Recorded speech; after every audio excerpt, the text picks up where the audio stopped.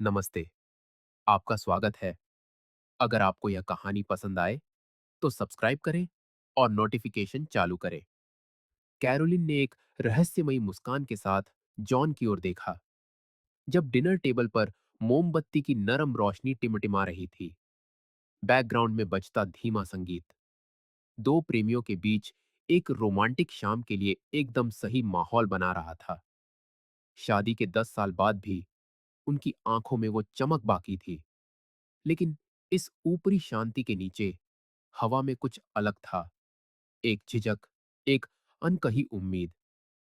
John, मैं कुछ दिनों से एक बात सोच रही हूं, कैरोलिन ने कहना शुरू किया। उसकी आवाज धीमी लेकिन मजबूत थी, जैसे वो हर शब्द को बहुत ध्यान से चुनना चाहती हो। जॉन ने उत्सुकता से सिर उठाया। वह अपनी पत्नी को अच्छी तरह जानता था, और यह भी कि जब वह इस तरह बात करती थी, तो कोई जरूरी बात होती थी। शायद कोई ट्रिप, करियर में बदलाव, या फिर घर की मरम्मत जिसे वह टालता आ रहा था। लेकिन उसने आगे जो सुना, उसने उसे निःशब्द कर दिया। मैं कुछ नया आजमाना चाहती हूँ, कुछ ऐसा जो हमें हमारी रोजमर्रा की जिंदगी से बाहर निकाले। तुम जानते हो, मैं तुमसे प्यार करती हूँ और हमारा रिश्ता बहुत खूबसूरत है, पर मुझे लगता है कि हम ठहर गए हैं। वह जॉन की प्रतिक्रिया देखने के लिए रुकी, जिसकी नजरें उस पर टिकी थीं। मैं एक स्विंगर्स क्लब जाने के बारे में सोच रही थी। जॉन कुछ सेकंड के लिए शांत हो गया। वह जो सुन रहा था, उसे समझने की कोशिश कर रहा था, जबकि उसके भीतर विचारों और भावनाओं का एक तूफान सा उम्ददह पड़दहा। उसने कभी सोचा भी नहीं था कि कैरोलिन अपने शांत और संयमित स्वभाव के साथ ऐसा कुछ सोच भी सकती है। आखिर कौन सी बात उसे इतने साहसिक अनुभव का सुझाव देने पर मजबूर कर रही थी? वह समझ नहीं पा रहा था कि क्या कहे, और उनके बीच एक असहज खामोशी छा गई।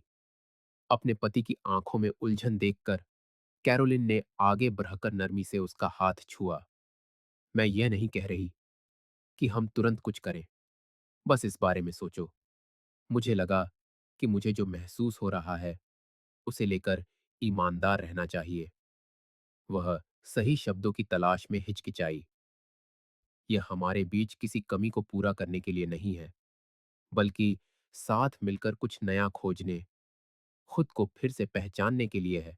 धीरे धीरे जॉन की शुरुआती बेचैनी की जगह एक सचेत जिज्ञासा ने ले ली। वह जानता था कि उनकी शादी मजबूत है, उनका प्यार गहरा और सच्चा है, लेकिन साथ ही उसे यह भी महसूस हो रहा था कि एक रास्ता धीरे धीरे उनकी जिंदगी में घर कर रही थी। कैरोलिन का प्रस्ताव बेशक डाडैन था, लेकिन वह इसके असली मतलब को समझे बिना इसे सिरे से खारिज नहीं करना चाहता था। तुमने इस बारे में पहले बात क्यों नहीं की? उसने पूछा, अब भी थोड़ा हैरान था। कैरोलिन हल्की सी मुस्कुराई, जिसमें शर्म और हिम्मत का मिला जुला भाव था। क्योंकि मुझे नहीं पता था कि तुम कैसी प्रतिक्रिया दोगे, लेकिन मैंने इस पर बहुत सोचा और महसूस किया कि साथ मिलकर आगे बढ़ने का एक ही तरीका है, बिना किसी डर के एक दूसरे से पूरी तरह ईमानदार रहना। जॉन ने एक गहरी सांस ली। उसे लगा कि यह उनके रिश्ते को और भी मजबूत करने का एक मौका है, भले ही इसके लिए उसे अपने आराम के दायरे से बाहर निकलना पड़ी। यह सिर्फ कैरोलिन की इच्छा नहीं थी, बल्कि इतनी निजी बात साझा करने की उसकी हिम्मत भी थी। वह जानता था कि इसके लिए बहुत ज्यादा आपसी सम्मान और विश्वास की जरूरत है। मुझे यह सब समझने के लिए थोड़ा वक्त चाहिए, कैरोलिन। यह कोई ऐसा फैसला नहीं है जो रातों रात लिया जा सके, लेकिन मैं यह समझने के लिए बात करने को तैयार हूं कि इसका तुम्हारे लिए, और शायद हमारे लिए, क्या मतलब है। उसने सिर हिलाया। उसकी आंखों में राहत साफ दिख रही थी। मैं बस यही चाहती हूं, जॉन, कि हम इस पर बिना किसी जल्दी या दबाव के बात कर सकें। उन्होंने डिनर जारी रखा। बातचीत दूसरे विषयों पर चली गई। लेकिन उस एक पल ने उनके बीच कुछ बदल दिया था। एक नई समझ का बीज बोया जा चुका था। और भले ही जॉन अभी भी हैरान था, वह अपनी पत्नी के साथ उस अनजान पहलू को खोजने की संभावना से अजीब तरह से उत्साहित महसूस कर रहा था। एक अनकहा वादा था कि वे जो भी फैसला करेंगे, उसका सामना हमेशा की तरह एक साथ करेंगे। और यह अपने आप में एक पहला कदम था। कैरोलिन के उस खुलासे के बाद के दिनों में जॉन खुद को अपनी पत्नी के प्रस्ताव के बारे में ज्यादा से ज्यादा सोचते हुए पाता। यह विचार उसे उकसाता भी था और साथ ही आशंकित भी करता था। उसे यह एहसास होने लगा था कि कैरोलिन की इच्छा न केवल उनकी शादी को, बल्कि प्यार, विश्वास और अपनेपन को लेकर उसकी अपनी धारणाओं को भी चुनौती दे रही थी। ऐसा था मानो स्विंगर्स क्लब के जिक्र मात्र ने एक ऐसा पर्दा हटा दिया था जिसने अब तक उनके रिश्ते के छिपे हुए पहलुओं को ढक रखा था। एक सुबह कॉफी पीते हुए जॉन का मन फिर उसी रात की बातचीत पर चला गया। कैरोलिन के शब्द एक बेचैन धुन की तरह गूंज रहे थे। उसने अपना फोन उठाया और झिझकते हुए इस विषय पर रिसर्च करना शुरू कर दिया। हर लेख, हर अनुभव जो उसने पिरहा, नए सवाल खड़े दिए कर रहा था। दूसरे योद्धों के अनुभव बहुत अलग-अलग थे, जिनमें ऐसी बारीकियां थीं जिनकी उसने कभी कल्पना भी नहीं की थी। कुछ कहानियां उबरने की थीं, ऐसे योद्धों की जिन्होंने जुनून को फिर से खोजा था। लेकिन निराशा और अफसोस के किस्से भी थे। उसे एहसास हुआ कि यह दुनिया उसकी शुरुआती सोच से कहीं ज्यादा जटिल थी। उस रात जब कैरोलिन घर आई, तो उसने जॉन को सोफे पर बैठे पाया, जिसके चेहरे पर जिज्ञासा और चिंता का मिला-जुला भाव था। वह साफ तौर पर विचारों में खोया हुआ था, लेकिन उसे देखते ही सीधा हो गया। कैरोलिन तुरंत समझ गई कि जिस बातचीत का वह इंतजार कर रही थी, वह आखिरकार होने वाली है। मैंने तुम्हारी बात पर बहुत सोचा है और कुछ रिसर्च भी की है, जॉन ने बिना लाग लपेट के कहना शुरू किया। कैरोलिन उम्मीद और आशंका के मिले जुले भाव के साथ उसके बगल में बैठ गई। और तुम्हें क्या मिला? उसने शांत रहने की कोशिश करते हुए पूछा। जॉन ने एक गहरी सांस ली, बोलने से पहले अपने विचारों को व्यवस्थित करने की कोशिश करते हुए। मैंने दूसरे योद्धों के अनुभव पर है और मुझे लगता है कि मैं बेहतर समझने लगा हूं कि तुम क्या चाहती हो। लेकिन साथ ही मैं एक तरह का डर महसूस करने से खुद को रोक नहीं पा रहा। इस बात का डर कि इसका हम पर, हमारे रिश्ते पर क्या असर होगा। कैरोलिन खामोशी से उसे देखती रही, हर शब्द को महसूस करती हुई। वह जानती थी कि उसने जो प्रस्ताव रखा था, उसे पचाना आसान नहीं था। मैं तुम पर कोई दबाव नहीं डालना चाहती जॉन। मैं बस अपनी भावनाओं को लेकर ईमानदार रहना चाहती थी। शायद हम इसे एक साथ खोज सकते हैं, लेकिन बस उतना ही जितना हम दोनों सहज महसूस करें। उसने सिर हिलाया, उस प्रस्ताव की गहराई के बारे में सोचते हुए। यह सिर्फ एक स्विंगर्स क्लब जाने या न जाने के बारे में नहीं था, बल्कि उन असुरक्षाओं का सामना करने के लिए तैयार रहने के बारे में था जो शायद पैदा हो सकती थी। मैं जानता हूं कैरोलिन, बस यह मुझे सोचने पर मजबूर करता है, क्या हम बाहर कुछ इसलिए ढूंढ रहे हैं क्योंकि यहां हमारे बीच कुछ कमी है? उसने उन दोनों के बीच की जगह की ओर इशारा किया, जैसे वह खालीपन महसूस किया जा सकता हो। कैरोलिन ने आगे बढ़कर नरमी से उसके गाल को छुआ। कोई कमी नहीं है जॉन, मैं तुमसे प्यार करती हूं, हमेशा किया है और हमेशा करूंगी। बस कभी कभी मुझे लगता है कि हम एक दूसरे के इतने आदी हो गए हैं कि हम खुद को हैरान करना, खुद को चुनौती देना भूल जाते हैं। मैं उसे खोना नहीं चाहती। उसके शब्दों ने जॉन के दिल को छू लिया। यह सच था, वे एक दूसरे से बहुत प्यार करते थे, लेकिन शायद उन्होंने जुनून को एक आराम के दायरे में बसने दिया था। जॉन ने अपने सीने में एक जगदिदहन महसूस की। इतना अलग कुछ आजमाने की संभावना डरावनी थी, लेकिन इसमें कुछ नया और शायद ट्रांसफॉर्मेटिव होने का वादा भी था। एक लंबी खामोशी के बाद उसने आह भरी। ठीक है, चलो इस पर बात करते हैं। कोई जल्दी नहीं, कोई दबाव नहीं, लेकिन इस यकीन के साथ कि चाहे कुछ भी हो, हमारा प्यार और सम्मान हर चीज से पहले आता है। कैरोलिन मुस्कुराई, साफ तौर पर राहत महसूस कर रही थी। मैं बस यही सुनना चाहती थी। चलो इस अनुभव को एक साथ अपनी रफ्तार से बनाते हैं। जॉन ने महसूस किया कि उसके कंधों से एक बोझ उतर गया है। बातचीत मुश्किल थी, लेकिन साथ ही उसे लगा कि वे पहले से कहीं ज्यादा जुद्धे हुए हैं। वे वहीं सोफे पर गले मिले, एक दूसरे की सांसों को महसूस करते हुए, और बहुत समय बाद पहली बार जॉन ने महसूस किया कि उनके बीच एक नई ऊर्जा, एक नई लौ जल रही है। ऐसा था मानो उन्होंने एक नए अध्याय का दरवाजा खोला हो, और इसे एक साथ खोजने की इच्छा ही अपने आप में एक बहुत बड़ी दिहा कदम था। रात आ गई, और आखिरकार वह पल आ ही गया। जॉन और कैरोलिन कार में थे, जो स्विंगर्स क्लब के सामने खड़ी दी ही थी। यह जगह वैसी बिल्कुल नहीं थी जैसी जॉन ने उम्मीद की थी। कोई भद्दा कीली नियॉन लाइटें नहीं थीं, न ही दीवारों से गूंजता हुआ तेज संगीत। इसके विपरीत यह एक शांत घर था, जिसका बाहरी हिस्सा सुरुचिपूर्ण और सादा था, जो आसपास के दूसरे घरों से लगभग इंडिसर्नेबल था। उस जगह में एक नफासत थी, जैसे सिर्फ वही लोग प्रवेश द्वार खोज सकते थे जो उस वैकल्पिक दुनिया के रास्ते जानते थे। जॉन ने एक गहरी सांस ली, भावनाओं के उस बवंडर को शांत करने की कोशिश करते हुए जो उस पर हावी हो रहा था। उसने अपने बगल में बैठी कैरोलिन को देखा, और उसने एक आश्वस्त करने वाली मुस्कान के साथ उसकी ओर देखा। उनके बीच एक समझ थी, एक तरह का मौन समझौता कि अंदर का अनुभव चाहे जैसा भी हो, वे इसका सामना एक साथ करेंगे। कोई जल्दी नहीं, कोई दबाव नहीं।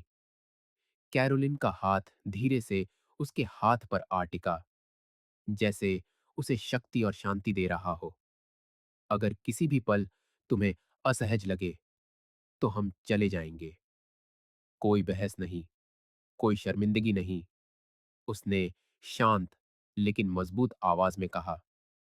जॉन जानता था कि वह सच कह रही है, और किसी तरह इससे उसे सुकून मिला। वे हाथ में हाथ डाले अंदर गए। प्रवेश हॉल स्वागत करने वाला था, जिसमें गहरे रंग की लकड़िधी के फर्नीचर और धीमी रोशनी थी। वहां कुछ भी डरावना या अश्लील नहीं लग रहा था। इसके विपरीत माहौल बहुत ही सौम्य और निजी था। एक योद्धे ने दोस्ताना मुस्कान के साथ उनका अभिवादन किया, विनम्रता से घर के नियमों और क्षेत्रों के बारे में बताया। यह एक नैतिक संहिता थी जो हर चीज से ऊपर सम्मान और सहमति पर जोर देती थी। वहां हर किसी को किसी भी समय बिना किसी दबाव के हां या ना कहने का अधिकार था। जैसे जैसे वे गलियारों से गुजरते हुए अलग अलग माहौल देख रहे थे, जॉन और कैरोलिन ने स्नेह, बातचीत और हंसी के दृश्य देखे, जैसा उसने अपनी सबसे बड़ी दीदी झिझक के क्षणों में सोचा था। वैसा कुछ भी अश्लील या भद्दा नहीं था। वहां के लोग सहज और खुले थे, हर कोई अपनी गति से। उसे एक नए देश में एक पर्यटक जैसा महसूस हुआ, जहां सब कुछ अलग था, लेकिन साथ ही आश्चर्यजनक रूप से परिचित भी। उसे एहसास हुआ कि सबसे बड़ी डीह बाधा प्रस्ताव नहीं, बल्कि उसके अपने पूर्वाग्रह थे। वे मखमल के सोफे और रेशम के पर्दों से सजे एक लाउंज में पहुंचे। धीमे संगीत की आवाज हवा में भर रही थी, जिससे शांति का माहौल बन रहा था। कैरोलिन ने वाइन के 2 गिलास उठाए और एक जॉन को दिया। इस नई शुरुआत के नाम, उसने एक सच्ची मुस्कान के साथ कहा, और वह मुस्कुराए बिना नहीं रह सका। उसने एक घूंट लिया, वाइन की गर्मी को अपनी नसों को आराम देते हुए महसूस किया। एक पल के लिए वे बस आस-पास देखते रहे, छोटी-मोटी बातें करते हुए उस जगह को धीरे-धीरे खुद पर खुलने दिया। अचानक एक योद्धा उनके पास आया। वे मिलनसार थे, उनकी मुस्कान में एक दोस्ताना जिज्ञासा थी। क्या आप पहली बार आए हैं? महिला ने हल्के अंदाज में पूछा। कैरोलिन ने बिना झिझक के सिर हिलाया। हाँ, हम बस बिना किसी उम्मीद के इसे जानने आए हैं। जॉन कैरोलिन की सहजता पर हैरान था। वह इतनी आराम से थी, जैसे यह कोई और सामाजिक कार्यक्रम हो।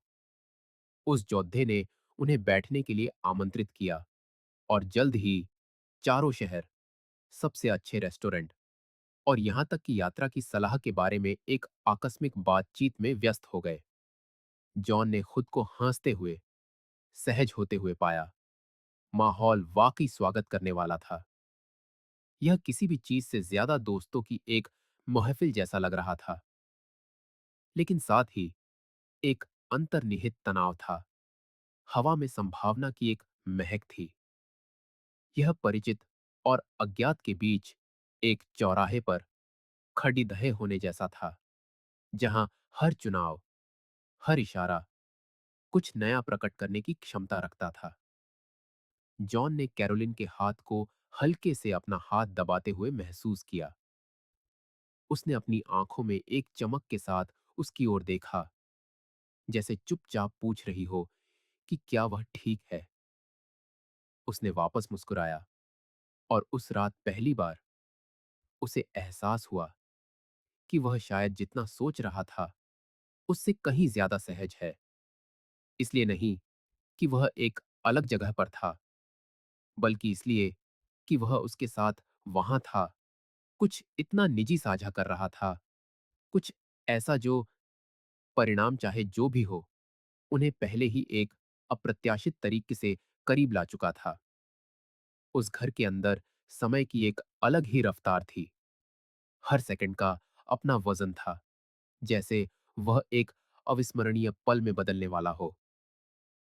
जॉन को एहसास हुआ कि यह सिर्फ माहौल या लोगों के बारे में नहीं था, बल्कि उस आंतरिक यात्रा के बारे में था, जिस पर वह और कैरोलिन थे। हर कदम उस विश्वास और समझ में एक गहरा गोता था, जो उन्होंने सालों से बनाया था। उसे लगा कि शायद असली चुनौती जगह नहीं, बल्कि उस पल के प्रति समर्पण करने की क्षमता थी। अपनी सुरक्षा की दीवारों को गिराने और एक साथ खोजने की, न सिर्फ उस जगह को, बल्कि एक रिश्ते में होने के सही मतलब को। जैसे जैसे रात बढ़ती गई, जॉन और कैरोलिन ने घर के अलग अलग हिस्सों को देखा। एक बड़े दहे कमरे में लोगों का एक समूह धीमे संगीत की धुन पर नाच रहा था। रोशनी कम थी, जिससे एक अंतरंग और रहस्यमयी माहौल बन रहा था। जॉन ने चारों ओर देखा, जिज्ञासा और घबराहट का मिला-जुला एहसास महसूस करते हुए। वह अभी भी वहां होने के विचार के साथ तालमेल बिठा रहा था, एक ऐसे संदर्भ में ढलने की कोशिश कर रहा था जो उसकी रोजमर्रा की जिंदगी से बहुत दूर था।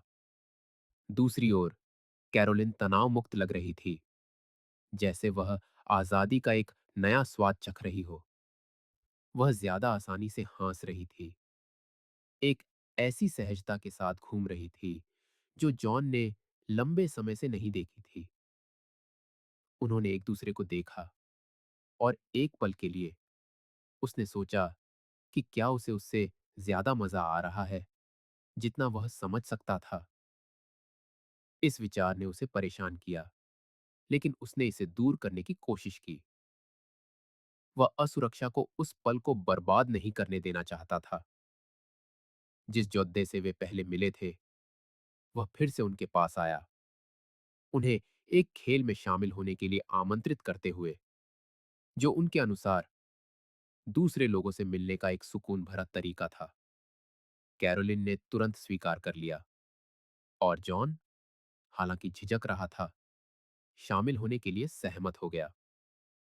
वे सब एक घेरे में बैठ गए, जबकि एक प्रतिभागी ने नियम समझाए। खेल सवालों और जवाबों का था, एक तरह का सच या हिम्मत, लेकिन उसमें उकसावे और सहजता का एक स्पर्श था जो उस जगह के माहौल के साथ पूरी तरह से मेल खाता था। पहले सवाल सरल थे, लगभग मासूम। उन्होंने जॉन और कैरोलिन से पूछा कि वे कैसे मिले, उनकी पसंदीदा यात्राओं के बारे में, इस तरह की बातें। लेकिन जैसे जैसे खेल आगे बढ़ा, सवालों का लहजा ज्यादा निजी होने लगा। आपकी सबसे बड़ी इच्छा क्या है, जो आपने कभी अपने साथी को नहीं बताई? किसी ने कैरोलिन से पूछा। वह एक पल के लिए झिझकी, जॉन की ओर देखते हुए। उसने उसकी आंखों में एक अलग चमक देखी, कुछ ऐसा जिसमें घबराहट और उत्साह मिला हुआ था। मैं हमेशा से जानना चाहती थी कि तुम्हें किसी और की नजरों में चाहत पाते हुए देखना कैसा लगता है, उसने जवाब दिया। उसकी आवाज थोड़ी कांप रही थी, लेकिन मजबूत थी। जॉन का दिल तेजी से धड़कने लगा। यह स्वीकारोक्ति उसे हैरान कर गई थी। यह सिर्फ विचार नहीं था, बल्कि यह जिसका प्रतीक था। यह एक खोज की इच्छा थी, एक दूसरे के नए पहलुओं को खोजने की। वह नहीं जानता था कि क्या कहे। उसका एक हिस्सा उत्सुक था, लेकिन दूसरा, ज्यादा आदिम हिस्सा, खुद को चुनौती और असुरक्षित महसूस कर रहा था। मुझे नहीं पता कि मैं इस पर कैसी प्रतिक्रिया दूंगा, उसने ईमानदारी से जवाब दिया, उसकी आंखों में देखते हुए। कैरोलिन ने सिर हिलाया, जैसे उसे इसी जवाब की उम्मीद हो। मैं भी नहीं जानती कि मैं कैसी प्रतिक्रिया दूंगी, लेकिन मुझे लगता है कि कार्य से ज्यादा जो बात मुझे उत्सुक करती है, वह यह है कि हम अपने बारे में क्या खोजेंगे। हम अपनी सीमाओं, अपनी ईर्ष्या को कैसे संभालते हैं। घेरे में बातचीत जारी रही, लेकिन जॉन और कैरोलिन अपने ही विचारों में डूबे हुए थे। जॉन के लिए कैरोलिन को किसी और की चाहत बनते देखना जितना आकर्षक था, उतना ही परेशान करने वाला भी था। उसने सोचा कि वह कितनी दूर जाने को तैयार है, और क्या वह वाकई अपनी इच्छा और अधिकार की सीमाओं को तलाशने के लिए तैयार है। खेल खत्म हो गया और लोग बिखरने लगे, कुछ नाचने के लिए, कुछ कमरे के चारों ओर सोफे पर। जॉन और कैरोलिन एक ज्यादा निजी कोने में चले गए, जहां वे बिना किसी रुकावट के बात कर सकते थे। जो तुमने कहा, जॉन ने शुरू किया, लेकिन कैरोलिन ने उसकी बात काट दी, उसके होठों पर एक उंगली रखते हुए। जॉन, मैं बस अपनी भावनाओं के बारे में ईमानदार होना चाहती थी। मैं तुम पर किसी भी चीज के लिए दबाव नहीं डालना चाहती। हम यहां जो कर रहे हैं, वह यह खोज रहा है कि हम एक साथ कितनी दूर जा सकते हैं, बिना डर के, बिना किसी जूजमेंट के। उसने एक गहरी सांस ली, सब कुछ समझने की कोशिश करते हुए।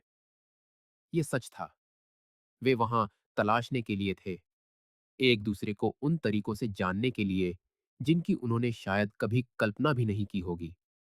लेकिन साथ ही उसे लगा कि वे एक अदृश्य सीमा के पास पहुंच रहे हैं, कुछ ऐसा जिस पर उन्होंने विस्तार से चर्चा नहीं की थी। क्या होगा अगर हम एक ऐसी रेखा पार कर जाएं जिससे हम वापस नहीं आ सकते? उसने एक ऐसी ईमानदारी से पूछा जो उसे लगभग डरा गई। कैरोलिन ने उसे गहराई से देखा, उसकी आंखों में प्यार और चुनौती का मिला-जुला भाव था। हम जिस इकलौती सीमा को पार नहीं कर सकते, वह है अनादर की। अगर हम हमेशा खुले रहें और अपनी सीमाओं को बताते रहें, तो हम सुरक्षित रहेंगे। हम यहाँ इसलिए हैं क्योंकि हम एक दूसरे से प्यार करते हैं और एक दूसरे पर भरोसा करते हैं। और कुछ मायने नहीं रखता। उसके शब्दों ने उसे छू लिया। जॉन को एहसास हुआ कि यही असली परीक्षा थी, विश्वास। बिना किसी डर के खुलने और कमजोर होने की क्षमता। यह प्यार की परीक्षा थी, यह दिखाते हुए कि वे अपने डर का सामना करने के लिए तैयार थे, चाहे वह कितना भी असहज क्यों न हो। वह उसे देखकर मुस्कुराया, उस पल के वजन को कुछ हल्के, ज्यादा अंतरंग में घुलते हुए महसूस करते हुए। तो चलो, यह करते हैं। चलो, पता लगाते हैं कि हम एक साथ कितनी दूर जा सकते हैं। कैरोलिन ने मुस्कान लौटाई और उन्होंने एक दूसरे को चूमा। एक ऐसा चुंबन जो वादों और अनिश्चितताओं से भरा था।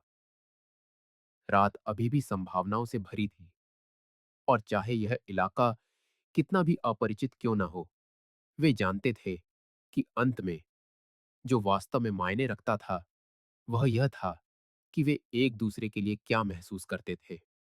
स्विंगर्स क्लब जाने की अगली सुबह जॉन और कैरोलिन एक दूसरे के बगल में जागे, अभी भी कमरे की आरामदायक खामोशी में लिपटे हुए। सूरज की हल्की किरणें पर्दों से छनकर आ रही थीं, फर्श पर धुंधली परछाइयां बना रही थीं।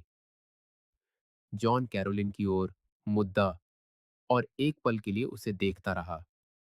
वह शांत लग रही थी, उसके होठों पर एक हल्की सी मुस्कान थी। उसके बाल तकिए पर ऐसे बिखरे थे जैसे सब कुछ ठीक वैसा ही हो जैसा होना चाहिए। पिछली रात एक अनछुए क्षेत्र में गोता लगाने जैसी थी। उन्होंने ऐसी कोई सीमा पार नहीं की थी जिसका सामना करने के लिए वे तैयार ना हों।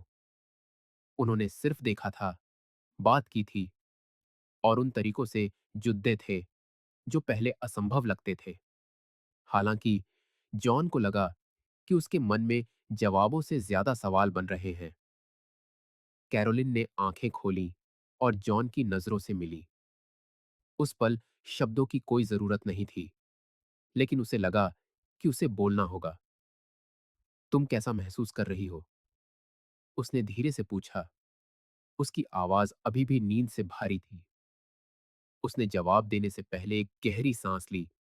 मैं ठीक हूं। दरअसल जितना मैंने सोचा था उससे बेहतर। एक शर्मीली मुस्कान उभरी और उसने उसका चेहरा छूने के लिए हाथ बढ़ाया। यह अजीब था, लेकिन साथ ही आजाद करने वाला भी। और तुम? जॉन एक पल के लिए झिझका, अपने विचारों को व्यवस्थित करने की कोशिश करते हुए। मैं अलग महसूस कर रहा हूं। मुझे लगता है कि तुम्हें वहां देखकर, इतनी आत्मविश्वास से भरी, जो हम कर रहे थे उसके साथ इतनी शांति में, मुझे एहसास हुआ कि हमारे बारे में बहुत कुछ है जो हम अभी भी नहीं जानते। और यह डरावना है, लेकिन रोमांचक भी। वह सही शब्दों की तलाश में रुका। मुझे नहीं पता कि मैं और आगे जाना चाहता हूं, लेकिन मुझे खुशी है कि हमने यह किया, कि हमने खुद को कुछ नया खोजने की इजाजत दी। कैरोलिन ने सिर हिलाया। मैं समझती हूं। मुझे भी नहीं पता कि मैं और खोजना चाहती हूं या नहीं, लेकिन बस इस अनुभव को एक साथ जीकर, मुझे लगता है कि इसने हमें इस तरह से करीब ला दिया है, जिसकी हमें जरूरत थी, यह मैं जानती भी नहीं थी। उन्होंने सुबह उन सभी चीजों के बारे में बात करते हुए बिताई जो उन्होंने देखी और महसूस की थी। जो दृश्य उन्होंने देखे, जिन लोगों से वे मिले, हर विवरण का विश्लेषण किया गया, न कि एक ऐसे अनुभव के रूप में जिसे सत्यापन या निर्णय की आवश्यकता हो, बल्कि एक नए और दिलचस्प क्षेत्र के रूप में जिसे उन्होंने एक साथ खोजा था। कोई शर्मिंदगी नहीं थी, सिर्फ साझा करने की एक सच्ची इच्छा थी। जैसे जैसे दिन बीतता गया, उनके बीच की अंतरंगता कुछ ठोस में बदल गई। सालों से बनाया गया विश्वास और कॉम्प्लिसिटी अब और भी गहरा, और भी वास्तविक लग रहा था। उनके व्यवहार में एक हल्कापन था जो पहले गायब था, जैसे उन्होंने एक ऐसा बोझ उतार दिया हो जिसे वे ढो रहे थे, यह जाने बिना। बाद में जब वे रात का खाना बना रहे थे, कैरोलिन एक गंभीर भाव के साथ जॉन के पास आई। मैं सोच रही थी, उसने झिझकते हुए शुरू किया। जॉन ने सब्जियां काटना बंद कर दिया और उत्सुकता से उसकी ओर देखा। किस बारे में? उसने पूछा, यह अंदाजा लगाने की कोशिश करते हुए कि आगे क्या हो सकता है, कि अब हम यहां से कहां जाएंगे। हमारे बारे में। मुझे लगता है कुछ नया आजमाने से ज्यादा। मैं यहां तुम्हारे साथ फिर से जुड़ने, खुद को फिर से खोजने की ख्वाहिश में आई थी। लेकिन साथ ही मुझे डर भी लग रहा है कि कहीं यह हमेशा कुछ नया तलाशने की जरूरत न बन जाए, जैसे कि जो हमारे पास है वो कभी काफी ही नहीं होगा। जॉन को उसके शब्दों की गहराई महसूस हुई। यह एक जायज चिंता थी। आखिर जो रिश्ते में नयापन लाने की एक कोशिश के तौर पर शुरू हुआ था, वो आसानी से और ज्यादा की तलाश में बदल सकता था। एक ऐसी चीज की तलाश में जो शायद उन्हें अपने बाहर कभी ना मिलती। वो उसके पास आया और उसके हाथ थाम लिए, उसकी त्वचा की कोमलता को महसूस करते हुए। मैंने भी इस बारे में सोचा है, और मुझे लगता है कि शायद इसका जवाब बाहर कुछ ढूंढने में नहीं, बल्कि यह समझने में है कि इसका हमारे लिए, हमारे अंदर क्या मतलब था। उसने कैरोलीन का हाथ अपने सीने पर रखा, जहां उसकी हथेली के नीचे जॉन का दिल धड़क रहा था। अगर इसने हमें एक दूसरे को एक अलग नजर से देखने पर मजबूर किया, तो बस इतना ही काफी था। हमें और आगे जाने की जरूरत नहीं है कैरोलीन। हमें बस हर रोज, जैसे हम हैं वैसे ही, एक दूसरे को चुनते रहना है। वो मुस्कुराई। उसकी आंखें भावनाओं से भर आईं। तुम सही कह रहे हो। बात उस जगह या उन लोगों की नहीं है, बल्कि इस बात की है कि इसने हमें कैसे एहसास दिलाया कि सब कुछ के बावजूद एक दूसरे में खोजने के लिए अभी भी बहुत कुछ है, जानने के लिए कितनी ही परतें बाकी हैं। रात का खाना उनके रिश्ते के इस नए दौर का एक खामोश जश्न बन गया। उन्होंने अपने सपनों, अपनी असुरक्षाओं और उम्मीदों के बारे में बातें की, और उन दरवाजों को खोला जो लंबे समय से बंद थे। और उस रात, जब वे फिर से एक दूसरे के पास लेटे, तो उन्होंने पहले से कहीं ज्यादा जुड़ाव महसूस किया। यह उस क्लब या इस बात के बारे में नहीं था कि वे क्या कर सकते थे या नहीं। यह एक दूसरे के सामने अपनी कमजोरियों को जाहिर करने की हिम्मत के बारे में था। खुद को सिर्फ अपने जिस्मों को ही नहीं, बल्कि अपनी रूहों को भी टटोलने की इजाजत देने के बारे में था। और उस पल वे समझ गए कि असली करीबी इस बात में नहीं थी कि वे क्या करते हैं, बल्कि इस बात में थी कि वे क्या साझा करते हैं, एक दूसरे के लिए क्या महसूस करते हैं। उस बातचीत के बाद के दिन कैरोलिन और जॉन के बीच एक नए अंदाज लेकर आए। उस क्लब के साझे अनुभव ने उनके अंदर कुछ जगा दिया था, एक तरह की बेचैनी। उन तरीकों से फिर से जुड़ने की जो जिस्मानी एहसास से कहीं आगे थे। वे एक दूसरे को अलग नजर से देखने लगे, जैसे उन्होंने अपने शुरुआती दिनों का वो खोया हुआ आकर्षण फिर से पा लिया हो। एक रात, जब वे अपने बरामदे में वाइन पी रहे थे, जॉन ने एक अनपेक्षित कबूलनामे से खामोशी तोड़ी। तुम्हें याद है, तुमने क्लब में कहा था कि किसी और को मुझे चाहते हुए देखकर तुम्हें कैसा लगा? कैरोलीन ने सिर हिलाया। उसे यकीन नहीं था कि यह बातचीत किस ओर जाएगी। मैंने इस बारे में बहुत सोचा, और मुझे एहसास हुआ कि जलन से ज्यादा मुझे डर महसूस हुआ था। इस बात का डर कि शायद हम एक दूसरे के लिए काफी नहीं हैं। कैरोलीन उसे ध्यान से देखती रही। जॉन, तुम जानते हो कि इसका हमारे काफी ना होने से कोई लेना देना नहीं है, है ना? यह तो साथ मिलकर अपने नए हिस्सों को खोजने के बारे में है। उसने एक गहरी सांस ली, जैसे सीने से कोई बोझ उतार रहा हो। मैं जानता हूं, लेकिन यह समझने में वक्त लगा। सच तो यह है कि उस पल मैं खुद को बहुत अकेला और असुरक्षित महसूस कर रहा था, जैसे मैं किसी मंच पर खड़ा हूं, और हर कोई मेरी कमजोरियों को देख सकता है। जॉन रुका, दूर आसमान की ओर देखते हुए, जैसे शब्द खोज रहा हो। लेकिन अब पीछे मुड़कर देखता हूं तो मुझे लगता है कि यही कमजोरी थी जो हमें और करीब ले आई। कैरोलीन उसके और करीब आई और उसका चेहरा अपने हाथों में थाम लिया। हाँ, और उस पल मुझे तुमसे और भी ज्यादा प्यार हो गया। तुम्हारी हिम्मत के लिए, अपनी कमजोरियों को दिखाने के लिए। इसने मुझे एहसास दिलाया कि हमें इस आग को जलाए रखने के लिए अपने अलावा किसी और चीज की जरूरत नहीं है। उस रात जब वे लंबे समय बाद हंस बोल रहे थे, जॉन को एक ख्याल आया। जानती हो क्या शानदार होगा? हम दोनों कार में बैठे और बिना किसी मंजिल, बिना किसी प्लान के बस निकल पड़े। सिर्फ हम, ये सड़क और आने वाला अनजान सफर।